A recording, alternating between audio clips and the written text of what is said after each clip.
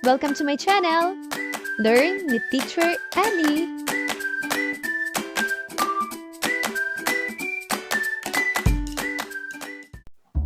Grade 2, Revised K-12 Curriculum, Unang Termino, Filipino, Week 10, Day 1. Mga layunin. Pagkatapos ng aralin, ang mga mag-aaral ay inaasahang natutukoy ang payak na pangungusap na patanong, nagagamit ang mga sight words, nakagawi ang pagbati, ekspresyon at angkop na pananalita ng may wastong intonasyon, diin at hinto sa pangungumusta. Nakabubuo ng payak na pangungusap na nagsasalaysay ng karanasan tungkol sa sarili at paaralan. At nakasusulat ng payak na pangungusap na pananong sa paraang kabit-kabit gamit ang malaki at maliit na letra at bantas. Mga bata, paano kayo nagkikipagkamustahan sa bawat isa? Magaling! Gamitin ang tamang intonasyon o ang taas-baba ng boses, diin o yung pagbigkas ng mahalagang salita, at hinto o sandaling paghinto sa tamang lugar. Magandang umaga, Ana. Kamusta ka na? Para sa pares na gawain, ipabuo ang maikling pag-uusap sa kanilang pares gamit ang mga sumusunod. Nakagawi ang pagbati tulad ng magandang umaga o kamusta ka. Ekspresyon tulad ng salamat, ingat ka. At sight words tulad ng ako, ikaw, siya, mabuti at po.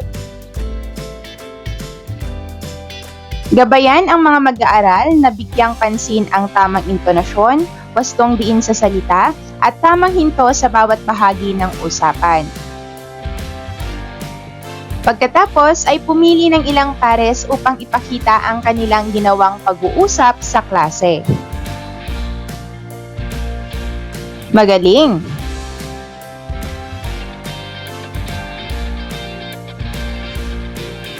Basahin ang sumusunod na mga pangungusap at ipabigay ang kahulugan gamit ang definisyon ng nakasalungguhit na salita.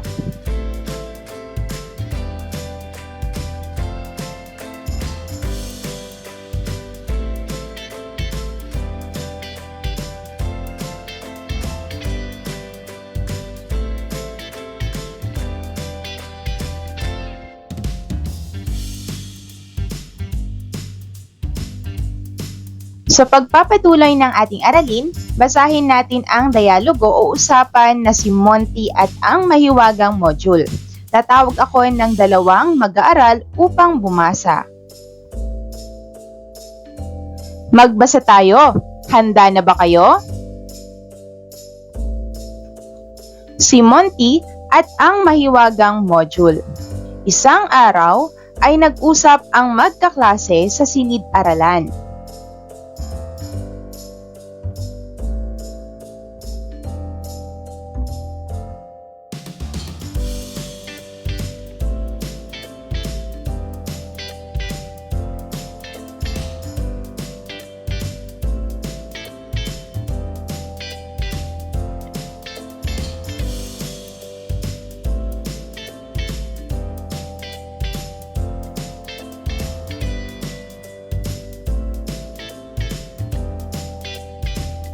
Ngayon mga bata, sagutin ang mga tanong.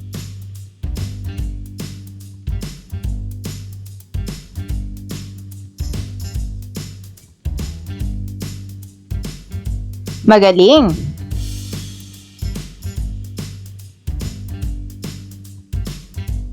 Balikan natin ang naging usapan ni Monty at Bettina. Basahin ang mga pangungusap. Una, Monty, saan ka pupunta? Pangalawa, bakit magbabasa na naman tayo? Pangatlo, paano naman ang paglalaro ko? At pang-apat, hello, kamusta?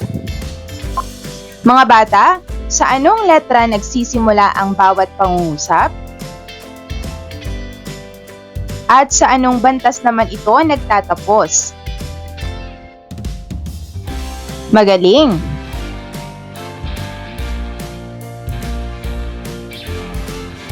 Kapag may gusto tayong malaman, nagtatanong tayo. Halimbawa, anong pangalan mo? Tanong ito. Ang tanong ay tinatawag nating pangungusap na patanong. Ang pangungusap na patanong ay pangungusap na nagtatanong o humihingi ng impormasyon.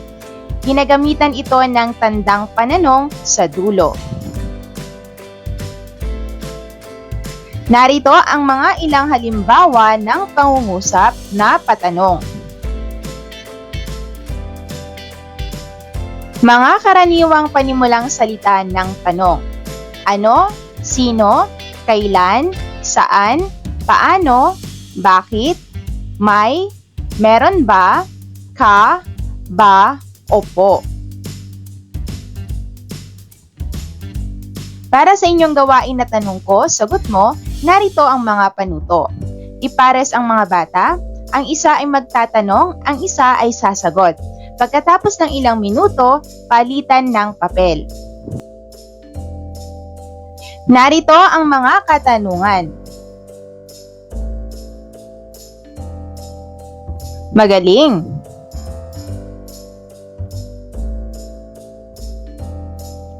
Ipawasto ang mga pangungusap na pananong. Bigyan diin sa mga mag-aaral ang pagsusulat ng malaking letra sa bawat simula ng pangungusap at maging ang paggamit ng wastong bantas tulad ng tandang pananong. Ipasulat din ang mga pangungusap sa paraang kabit-kabit ang bawat salita.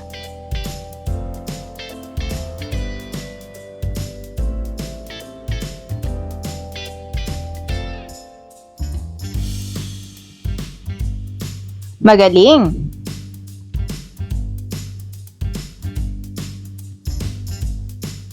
Tanong mula sa tunay na buhay. Ipasulat o ipasabi ng mga mag-aaral ang tatlong tanong na maaari nilang itanong sa guro, kaklase, at kasapi ng pamilya. Magaling!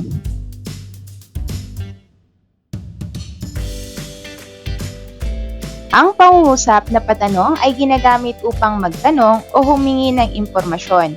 Ito ay nagtatapos sa tandang pananong at ginagamitan ng tamang intonasyon sa dulo.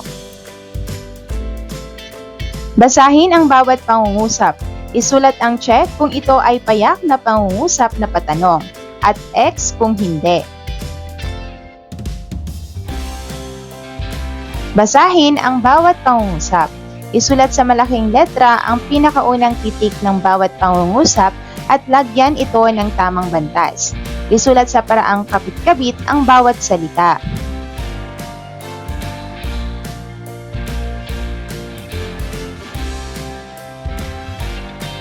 Para sa inyong karagdagang gawain, sumulat ng 2 pangungusap na patanong tungkol sa gawain sa paaralan. Ikalawang araw. Mga layunin. Pagkatapos ng aralin, ang mga mag-aaral ay inaasahang natutukoy ang payak na pangungusap na pakiusap o pautos.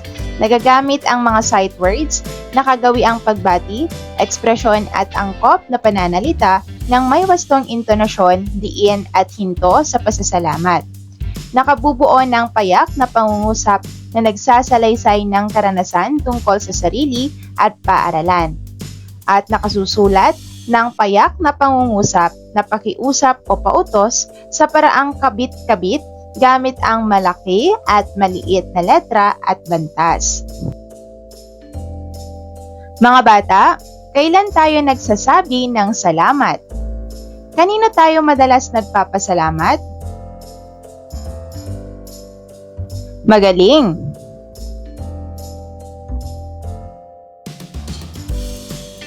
Pagmasdan ang larawan sa ibaba at sagutin ang tanong. Ano ang sasabihin mo kung ikaw ang nasa larawan? Magaling!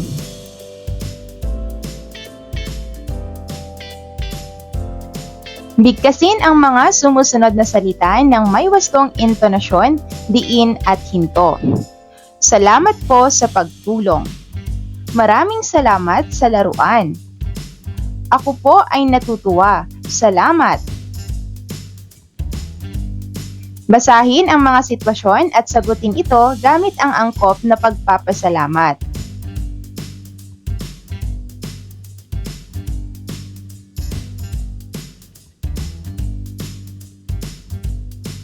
Magaling! Basahin ang sumusunod na mga pangungusap at ipabigay ang kahulugan gamit ang definisyon ng nakasalungguhit na salita.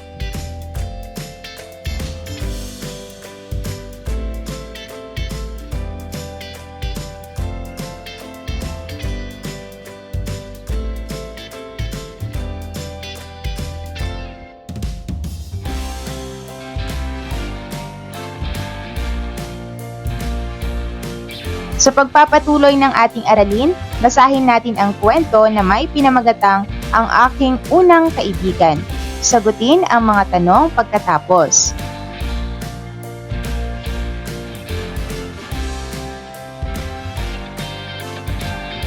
Ang aking unang kaibigan. Nakita ko siya sa paaralan. Tahimik siya. Wala siyang kausap. Naisip ko na baka pareho kami.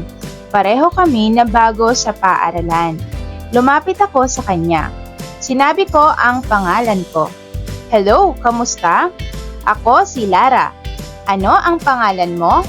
Tumingin siya sa akin at ngumiti. Ako si Kara. Halos pareho ang mga pangalan natin, Lara at Kara. Sagot niya sa akin. Ilang taon ka na? Muli kong tanong sa kanya. Ako ay 7 taong gulang. Magkasing edad lang tayo. Sagot ko sa kanya. Oo nga. Ano pa? Kaya ang pareho sa atin. Tanong naman niya sa akin. Maraming salamat, Kara. Ang sabi ko sa kanya. Walang anuman. Sagot niya sa akin. Nag-usap pa kami ni Kara. Pareho kaming wala pang kapatid. Pareho rin kaming mahilig gumuhit. Si Kara ang aking unang kaibigan sa paaralan. Magkaibigan pa rin kami hanggang ngayon. Mga bata, sagutin ang mga tanong.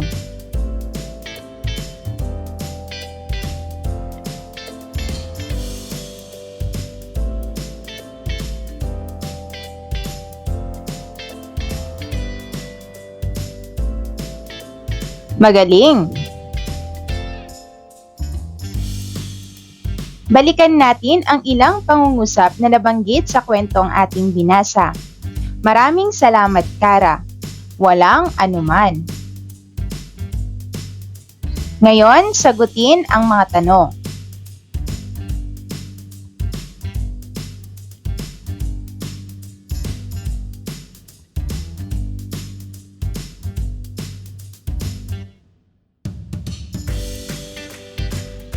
Magaling!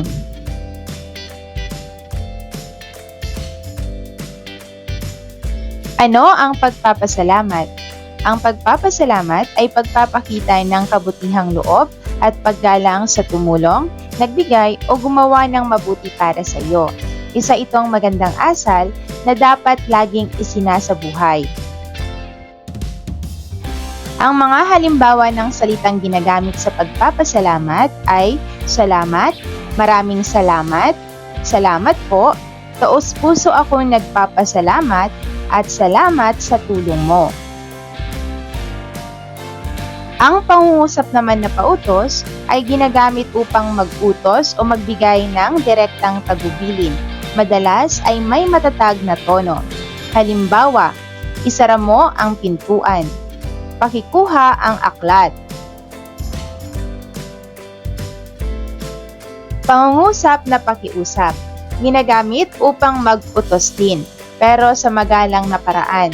Gumagamit ng mga salitang tulad ng paki, maaari, pwede ba?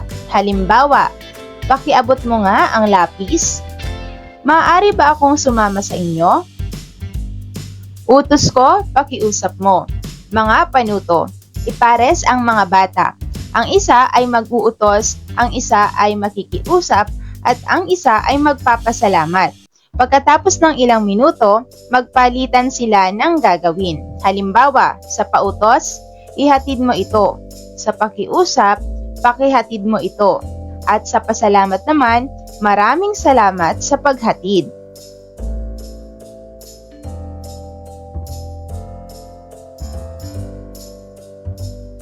Magaling!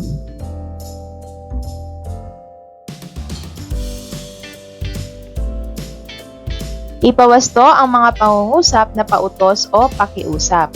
Paalalahanan sila na isulat sa malaking letra ang bawat simula ng pangungusap. Gumamit din ng tamang bantas. Lagyan ito ng tuldok sa dulo at isulat sa paraang kabit-kabit ang bawat pangungusap.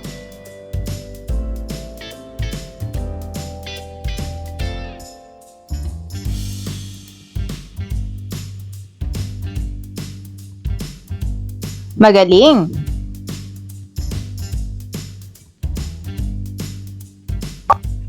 Tanong mula sa tunay na buhay. Ipasulat o ipasabi ng mga mag-aaral ang tatlong pangungusap na pautos o pakiusap na maaaring sabihin sa guro, kaklase, at kasapi ng pamilya. Magaling!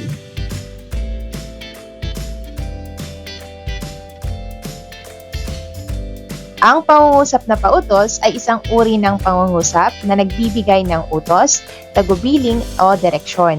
Karaniwan itong ginagamit upang ipagawa ang isang bagay sa kausap. Nagtatapos ito sa tuldok. Basahin ang bawat pangungusap. Isulat ang check kung ito ay pakiusap o pautos at X kung hindi. Basahin ang bawat pangungusap na pakiusap o pautos. Isulat sa malaking letra ang pinakaunang titik ng bawat pangungusap at lagyan ito ng tamang bantas. Isulat sa paraang kabit-kabit ang bawat salita.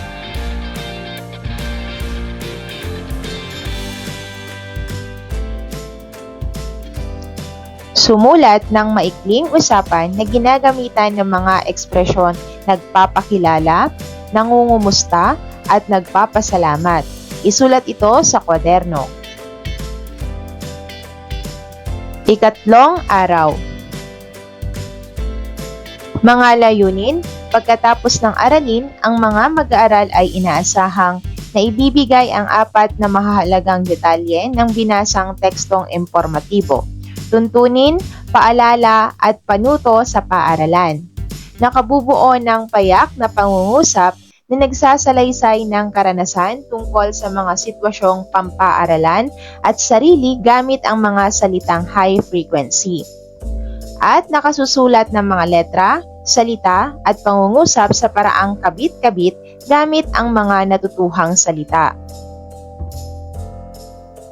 Pagmasdan ang larawan sa ibaba at sagutin ang mga gabay na tanong.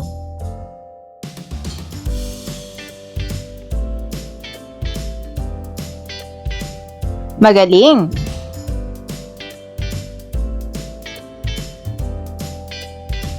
Para sa guro, maghanda ng cut-out strips gamit ang talata. Pagsunod-sunurin nila ang mga detalye upang mabuo ang talata. Ipabasa ang kanilang mga sagot. Iproseso ito at bigyang diin ang kahalagahan ng malinaw na detalye sa teksto upang mas maunawaan ang mensahe.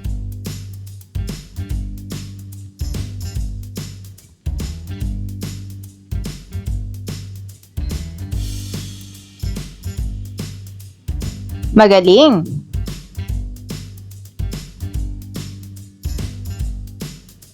Basahin ang sumusunod na mga pangungusap at ipabigay ang kahulugan gamit ang definisyon ng nakasalungguhit na salita.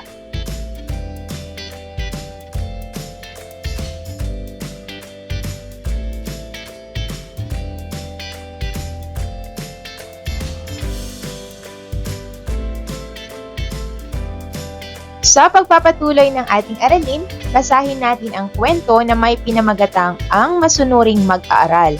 Sagutin ang mga tanong pagkatapos.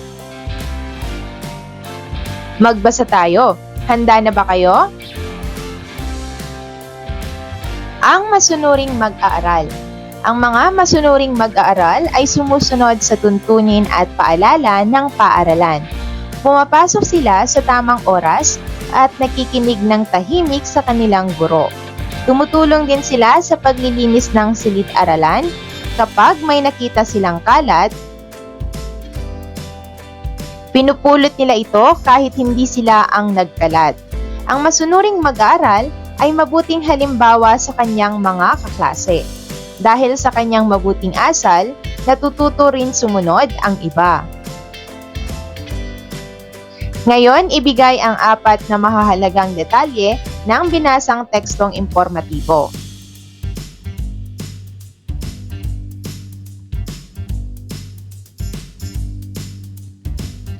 Magaling!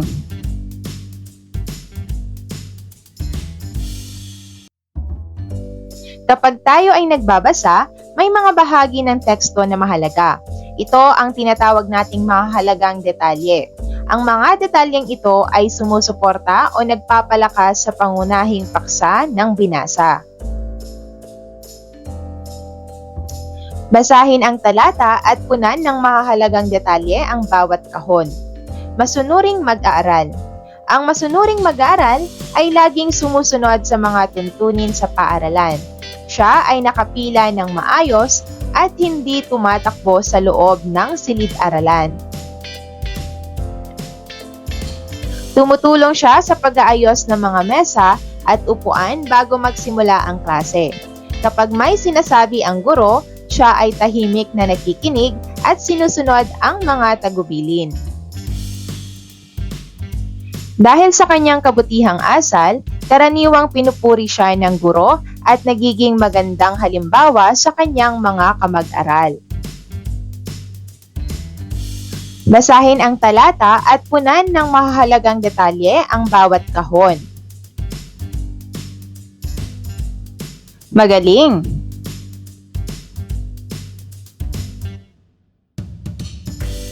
Sumulat ng isang tuntunin na dapat sundin sa bawat sitwasyon. Isulat ito sa paraang kabit-kabit.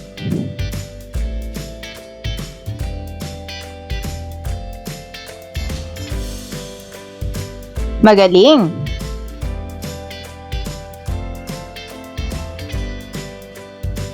Basahin ang anunsyo sa ibaba at sagutin ang mga sumusunod na tanong. Lahat ay pinaaalalahanan na ang pagsusumite ng reply slip ng pahintulot ng inyong magulang para sa field trip ay hanggang sa Oktubre 29, 2024 na lamang. Isumite ito sa inyong gurong tagapayo. Ngayon mga bata, sagutin ang mga sumusunod na katanungan.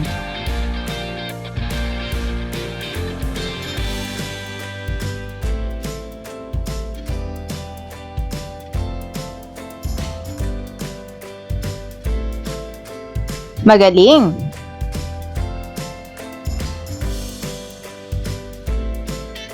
Ngayon ay magkakaroon tayo ng isang pangkatang gawain.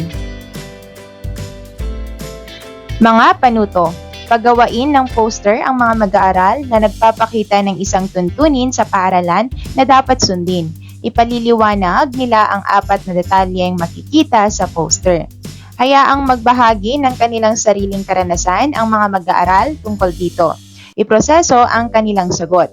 Maghanda ng rubrics para sa gawaing ito. Magaling!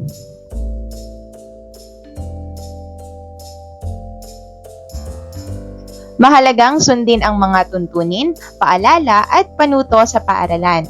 Ang pagsunod sa mga ito ay makatutulong sa pagpapanatili ng kaligtasan at kaayusan sa loob ng paaralan. Pag-aralan ang larawan. Sumulat ng isang tuntunin na dapat sundin sa lugar na ito at 4 na mahahalagang detalye tungkol sa larawan.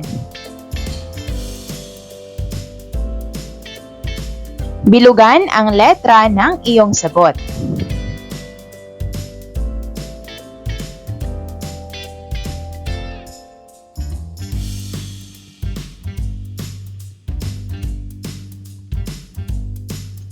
Sumulat ng isang tuntunin, paalala o panuto sa paaralan na iyong sinusunod.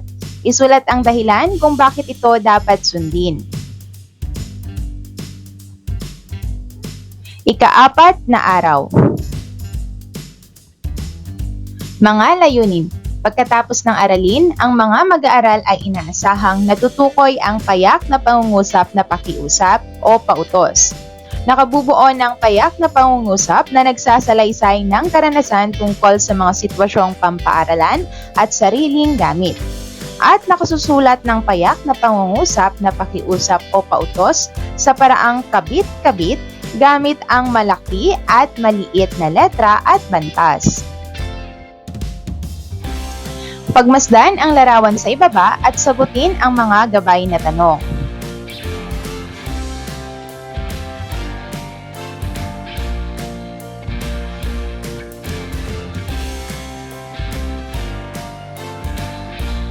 Magaling!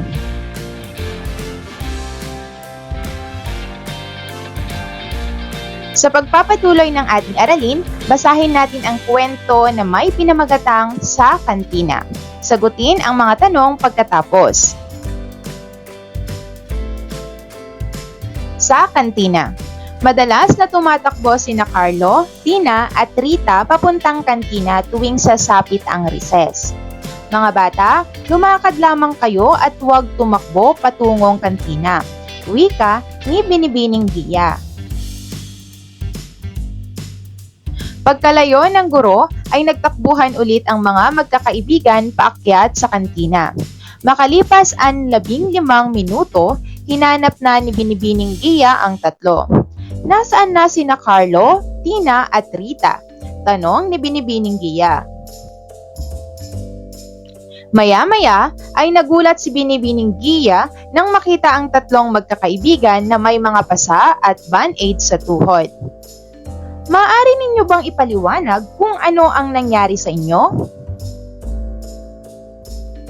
Ngayon mga bata, sagutin ang mga sumusunod na katanungan.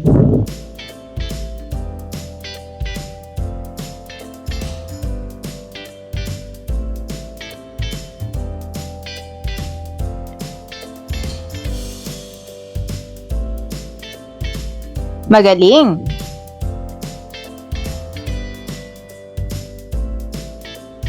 Balikan ang paalala ni Binibining Gia kina Rita, Carlo at Tina. Basahin ang mga ito at suriin kung anong uri ito ng pangungusap. Una, lumakad lamang kayo. Pangalawa, huwag tumakbo patungong kantina.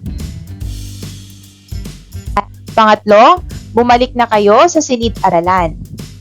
At pang-apat, maaari ninyo bang ipaliwanag kung ano ang nangyari sa inyo?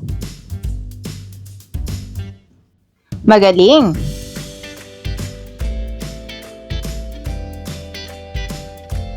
Para sa inyong gawain, narito ang mga panuto. Una, kapag narinig ang sabi ni Simon sa unahan ng pangungusap, gawin ito. Pangalawa, kapag walang sabi ni Simon, huwag gagawin. Pangatlo, bibigkasin ng guro ang utos o pakiusap. At pang-apat, pagkatapos ng ilang rounds, tanungin ang mga bata, ito ba ay utos o pakiusap?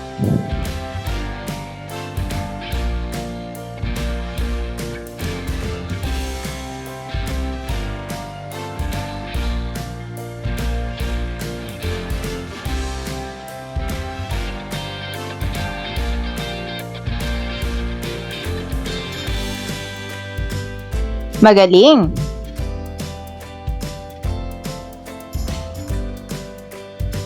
Sagutin ang mga pamprosesong tanong.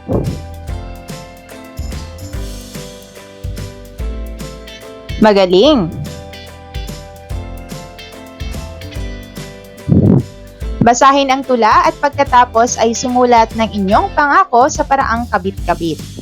Aking pangako. Ako ay nangangako na ako'y magiging masunurin. Makikinig sa paalala ng guro at susunod sa mga tagubilin. Panatilihin ko ang kaayusan, kaligtasan at katahimikan. Ako ay magiging mabuting halimbawa sa aking mga kaklase at kaibigan. Ito ang aking pangako bilang isang mabuting mag-aaral ng aming paaralan. Ngayon, kompletuhin ang pahayag. Ako ay nangangako na magaling.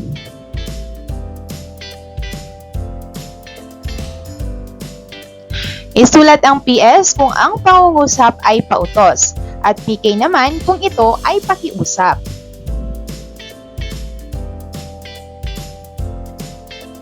Sumulat ng tig-dalawang pangungusap na patanong, pautos at pakiusap. Isulat ang mga ito sa inyong kwaderno sa paraang kabit-kabit. Mahusay mga bata! End of Week 10.